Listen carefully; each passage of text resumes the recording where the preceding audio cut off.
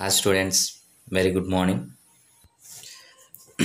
ఈరోజు మనం చెప్పబోయే topic one of the most important, heredity. So ఈ హెరిడిటీ అంటే ఏంటి?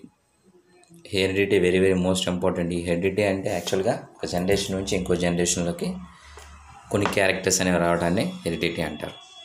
వంశపారంపర్యంగా వస్తే దాన్ని ఇన్హెరిటెన్స్ అని చెప్తారు.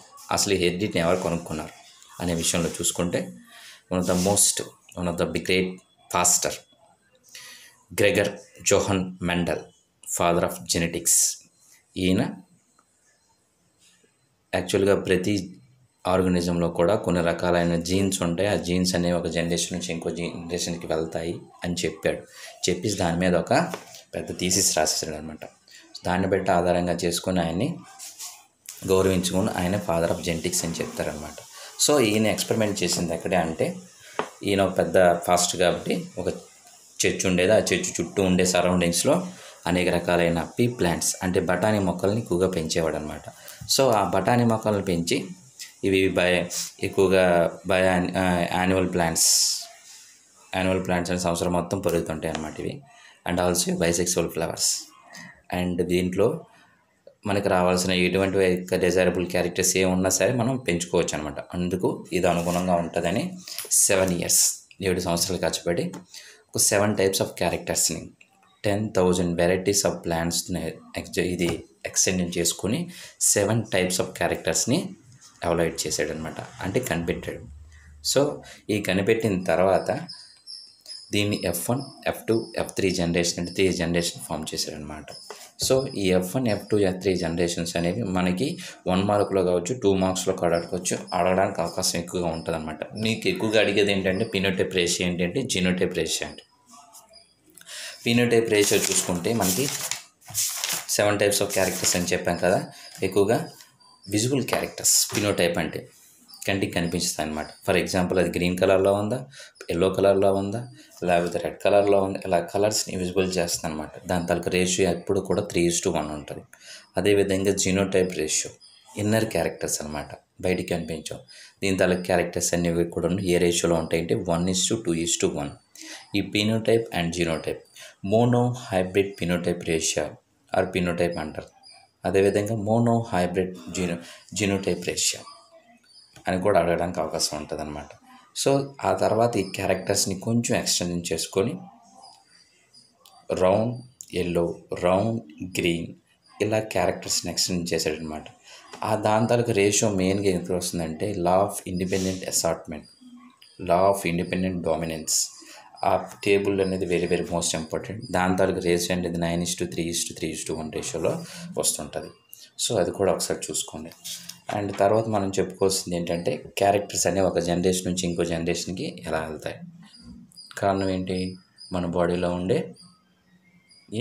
జీన్స్. ఆ జీన్స్ని ఇండికేట్ చేసేది డిఎన్ఏ. సో ఈ డిఎన్ఏని ఎవరు కనిపెట్టారు? వాట్సన్ అండ్ క్రిక్ 1953లో కనుక్కున్నారు. అందుకే వాళ్ళకి నోబెల్ ప్రైజ్ కూడా వచ్చింది. మన హెడ్ నుంచి ఫుట్ వరకు ప్రతి పార్ట్లో డిఎన్ఏ అనేది ఉంటుందన్నమాట. సో ఈ డిఎన్ఏ ఆధారంగా వాళ్ళ క్యారెక్టర్స్ని మనం ఐడెంటిఫై చేసుకోవచ్చు అనమాట. సో ఈ డిఎన్ఏని ఐడెంటిఫై చేసుకునేటప్పుడు మెయిన్గా మనకు ఉపయోగపడేది ఏంటంటే సెక్స్ డిటర్మినేషన్. ఆ సెక్స్ డిటర్మినేషన్లో మెయిన్గా 23 pairs ఆఫ్ క్రోమోజోమ్స్. ఈ 23 pairs ఆఫ్ క్రోమోజోమ్స్లో 22 pairs ఆఫ్ క్రోమోజోమ్ని ఆటోజోమ్స్ అని అంటారు. ఇంకా 1 pair ఆఫ్ క్రోమోజోమ్స్ని ఏమంటారంటే అల్లోజోమ్స్ ఆర్ సెక్స్ క్రోమోజోమ్స్ అని అంటారు. సో పుట్టే పిల్లలు అమ్మాయి లేదా అబ్బాయి అని ఫైండ్ అవుట్ చేయడానికి పూర్తి రెస్పాన్సిబిలిటీ అనేది అబ్బాయిల్లోనే ఉంటుందన్నమాట. సో ఈ 22 pairs అనేవి ఫర్ ఎగ్జాంపుల్ బాయ్స్ అయితే XY, అమ్మాయిలు అయితే XX. సో XY నుంచి మనకి ఏంటంటే క్రోమోజోమ్స్ నుంచి అంటే స్పెర్మ్ సెల్స్ నుంచి ఉండే క్రోమోజోమ్స్ అనేవి ఫీమేల్ నుండి ఓవర్గా కనెక్ట్ అవుతుంది అనమాట.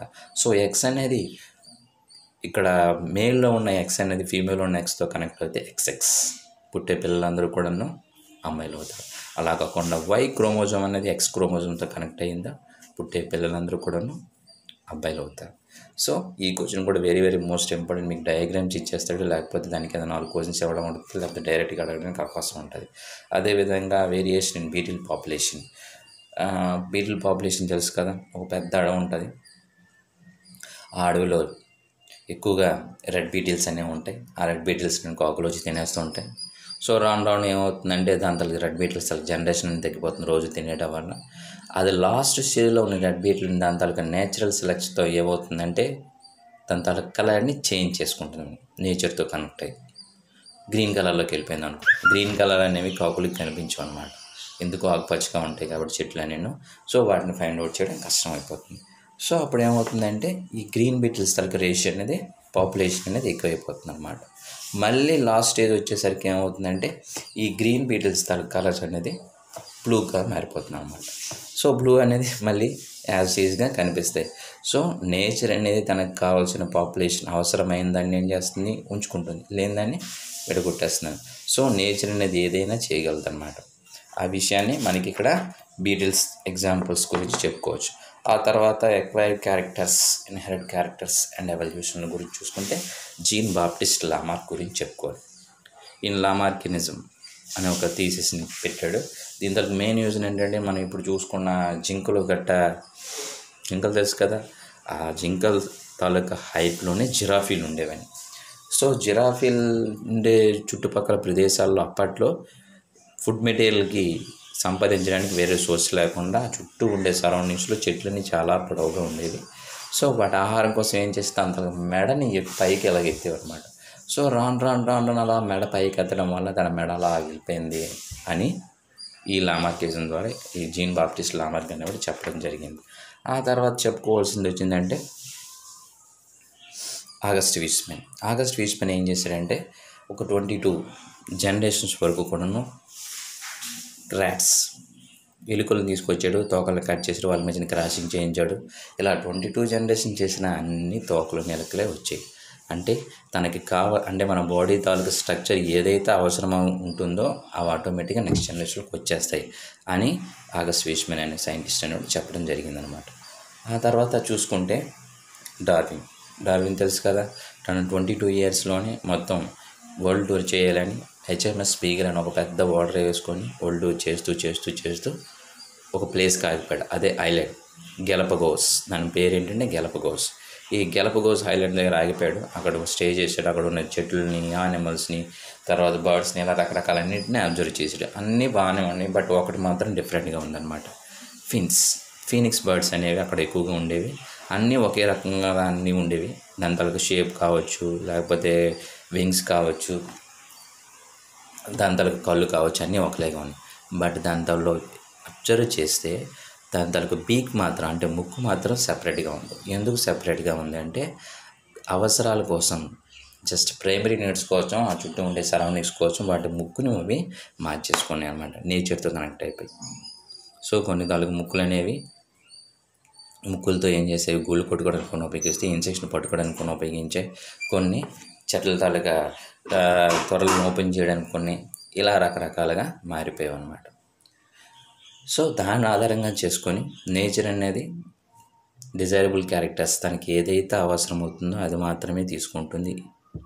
డిజైరబుల్ కానీ అవసరం లేని క్యారెక్టర్స్ అన్నింటినీ కూడా వదిలించుకుంటుంది అనే విషయాన్ని నేచురల్ సెలక్షన్ ద్వారా చెప్పడం జరిగిందనమాట. ఈ నేచురల్ సెలక్షన్ గురించి క్వశ్చన్ అడిగితే 2 మార్క్స్ కొడతాడు. నేచురల్ సెలక్షన్ తాలూకా మెయిన్ క్యారెక్టరిస్టిక్స్ ఏంటనేది అవి రాస్తారు. ఆ తర్వాత సేమ్ డార్విన్ లాగే అతని తాలూకా ఫ్రెండ్ ఆల్ఫ్రెడ్ రస్సెల్ వాలస్ కూడా సేమ్ థీసిస్ గురించి ఇద్దరు ఎక్స్పెరిమెంటేషన్ ప్రకారం చూసుకొని ఇద్దరు క్యారెక్టరిస్టిక్స్ కూడా ఒకలాగే ఉన్నాయని కలుసుకొని చెప్పుకోవడం జరిగింది. ఆ తర్వాత హోమోలాగస్ అనలాగస్ ఆర్గాన్స్. ఈ హోమోలాగస్ అనలాగస్ ఆర్గాన్స్లో చూసుకుంటే మన చుట్టూ ఉండే హోమోలాగస్ ఆర్గాన్స్ ఏంటంటే మనం మనిషిలో అనుకుని నడవడానికి ఉపయోగిస్తాం. అది చిరుతిపులు ఏంటంటే పరిగెట్టడానికి ఉపయోగపడుతుంది. అదే బొక్కబర్డ్ ఉందనుకో ఎగరడానికి తన రెక్కలను ఉపయోగిస్తుంది అనమాట. నెక్స్ట్ అదేవిధంగా బ్లూ వేల్ అయితే ఎదడానికి ఉపయోగపడుతుంది. సో ఒకే రకమైన ఆర్గాన్ అనేది రెండు రకాల ఆర్గానిజమ్స్లో జరుగుతూ ఉంటాయి, ఈక్వల్ అనమాట. అందుకే దాన్ని హోమోలాగస్ ఆర్గాన్స్ అని చెప్తారు. అండ్ ఆ తర్వాత చెప్పుకోవాల్సింది ఏంటంటే embryology. The study of embryo to adult stage is called embryology. So embryology గురించి మీకు 1 మార్క్ క్వశ్చన్ చేయడానికి అవకాశం ఉంటుంది. ఆ డెఫినేషన్ చదువుకుంటే చాలు. ఆ తర్వాత ఎవిడెన్స్ ఫ్రమ్ ఫాజిల్స్ అంటే కొన్ని వేల సంవత్సరాల క్రితం వరకు అండర్ గ్రౌండ్లో ఉండిపోయి జంతువులు కావచ్చు, మొక్కలు కావచ్చు, అదేవిధంగా మనుషులు కావచ్చు, వీటి తాలూకా అస్థిపంజరాల గురించి అవశేషాలు అంటారనమాట. వాటిని ఫాజిల్స్ అంటారు. So the study of fossils is called palaeontology. Palaeontology అంటారు. దాని గురించి ఎవరైతే ఎక్స్పెరిమెంట్ చేస్తారో దాన్ని పేలియాంటాలజిస్ట్ అని చెప్తారు. ఇప్పుడు మనం ఆర్కియాలజీ డిపార్ట్మెంట్ చెప్పుకుంటాం కదా, వాళ్ళు కూడా దానిలోకి వస్తారనమాట. ఆర్కియాలజిస్ట్ అని కూడా అంటారు అనమాట. సో వీళ్ళు వాళ్ళ తాలూకా ఏజ్ని, ఫర్ ఎగ్జాంపుల్ ఒక యానిమల్ తాలూకు కావచ్చు, ఒక మనిషి తాలూకు కావచ్చు, ఒక ప్లాంట్ తాలూకా ఏజ్ని ఎలా ఫైండ్ అవుట్ చేస్తారంటే very very most important carbon dating method. ఈ కార్బన్ డేటింగ్ మెథడ్లో కార్బన్, యురేనియం, ఫాస్ఫరస్, అదేవిధంగా రేడియో యాక్టివ్ ఐసోటోప్స్ని వాటిని యూజ్ చేసుకుని వాటి తాలూకా ఏజ్ని ఇండికేట్ చేస్తారనమాట. ఆ తర్వాత చెప్పుకోవాల్సింది ఏంటంటే ఇక ఆర్కియోపాటిక్స్ అండ్ ఇచ్చాడు అనమాట. ఆర్కియోపాటిక్స్ అనేది రెప్టైలా ఏవా 2 రకాల క్యారెక్టర్స్ని కలిగి ఉంటాయి అన్నమాట.